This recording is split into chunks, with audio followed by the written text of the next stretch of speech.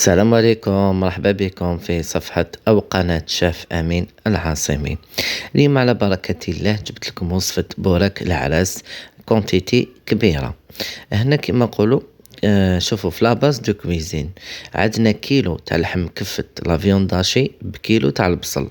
مي انا ما نحبش بزاف البوراك اللي يجي فيه بزنة البصل بزاف، يجي شغل معمر بصل، نحبو معمر اللحم كفت، وكل واحد ومقدوره. على بركة الله هنا عندنا كونتيتي تاع 20 كيلو تاع لحم كفت تاع لا فيونداشي. عندي 20 كيلو لحم كفت ب10 كيلو بصل مرحي.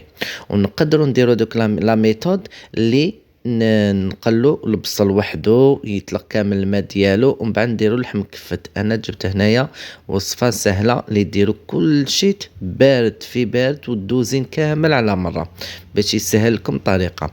قلنا عندنا 20 كيلو تاع لحم كفت لا فيونداشي، عندنا 10 كيلو تاع البصل ولا 8 كيلو نقصو شويه باش يجي مرحي مليح كي هكذا. ما عندنا 5 ربطات معدنوس مقطعين بالطبع كيما يحب الخاطر.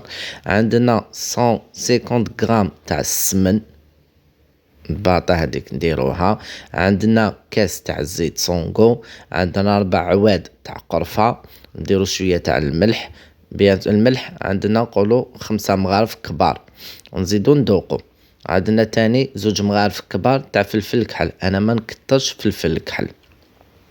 ونخلطو كامل الدوزين كما شفتو، نديرو على نار قليله ونخلو اللحم كفت تاعنا نخلطوه بيان كامل بالمغرفه ولا بيدينا ولا كل واحد واش كيما يهوالو، ونخلوه يبدا يتكتك وحده يشد لنا طيابو كالسويعه كي تكون على نار قليله باش يطلق هذاك البصل الماء تاعو، باش هذاك البصل يزيد يطيب لنا مليح. لحم كفت ينطلق يطيب فيه واه ما نتقلقولوش كما راكم تشوفوا هنايا طلق كامل الماء ديالو.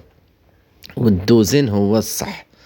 انا هاوليك ندير فلفل كحل والقرفه ديالي والملح زيت سونغو والسمن والملح حاجه ظاهره. عندنا هنا بعد ما طاب كامل صفيناه، كي صفيتو درتلو الفرماج. هاد الزيت تاعو اللي بقات لي يا نطيبو بها الحميصه يا نقدروا نمرقوا بها المتوم ولا واش عندكم. هنايا فيديو قديم اللي كان فيه قفلة البوراك وقليته باسكو راحت لي لا فيديو.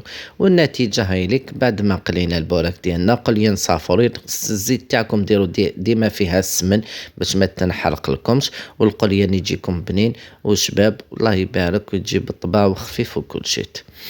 والنتيجه هاي لك. ما بقى غير نقول لكم بارطاجيو هاد لا فيديو. سلام.